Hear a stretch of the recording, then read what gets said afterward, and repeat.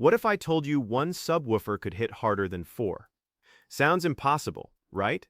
But in car audio, more subwoofers don't automatically mean more bass. So what actually makes a system loud? Power? Cone area? The enclosure?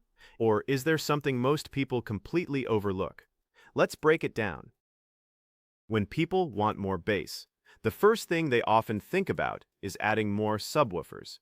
One becomes two, two becomes four, and before you know it, the entire trunk is filled with speakers. But here's the problem. Adding more subwoofers doesn't automatically make a system louder. You have to look at the entire system.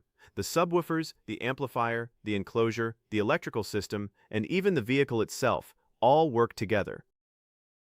Let's start with one of the biggest factors, cone area. Think of a subwoofer like a piston moving air.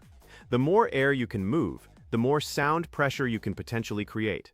That's why four smaller subwoofers can have a major advantage over one small subwoofer.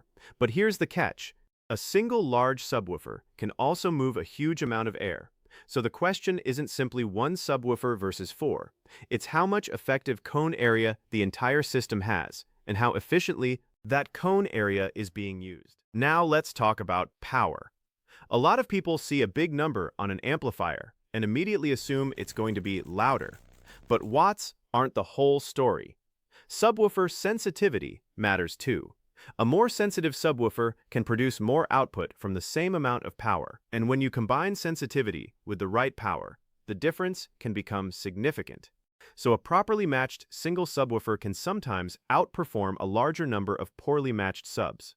More equipment doesn't always mean more output. Now we get to something many people overlook, the enclosure. The box isn't just a place to put the subwoofer, it is part of the system. The size, design, tuning, and construction of an enclosure can completely change how a subwoofer performs. A properly designed enclosure can help a subwoofer produce much more output at specific frequencies. So a properly matched single subwoofer can sometimes outperform a larger number of poorly matched subs. More equipment doesn't always mean more output. On the other hand, a poorly designed box can hold even an expensive subwoofer back. That's why experienced builders don't just buy a powerful subwoofer, they build the system around it. Then there's the part nobody sees when the trunk is closed, the electrical system. Your amplifier needs a stable supply of power. That means the battery, alternator, wiring, grounds, and overall electrical system all matter. You can have a massive amplifier and expensive subwoofers, but if the electrical system can't support them, you're leaving performance on the table.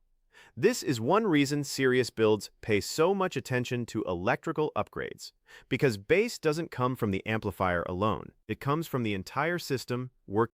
That's why there's another factor that makes car audio different from home audio: the vehicle itself. A car cabin is a relatively small space.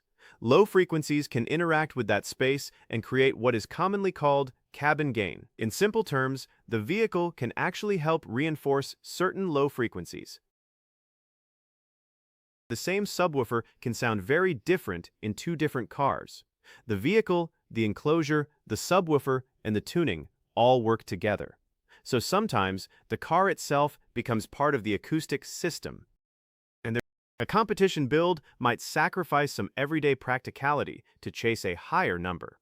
A daily driver system might focus more on balance, musicality, and reliability. So when someone says, "This system is louder," the next question should always be, louder how, and measured where?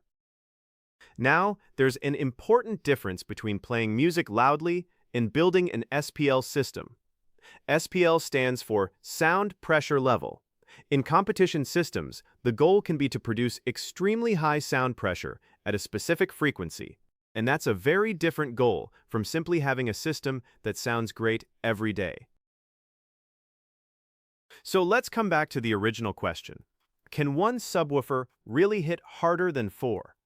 Yes, under the right conditions. Imagine one extremely powerful, efficient subwoofer in a perfectly designed enclosure, with the right amplifier and a strong electrical system.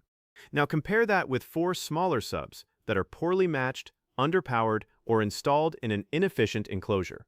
The four subs don't automatically win.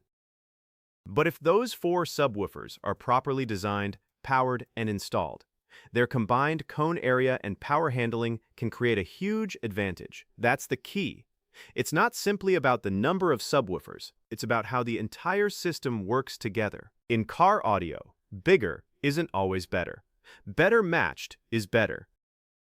So the next time you see a car with 4, 6, or even more subwoofers, don't assume it's automatically the loudest system. Look at the whole build, look at the enclosure, look at the power, look at the electrical system, and most importantly, look at what the system was designed to do.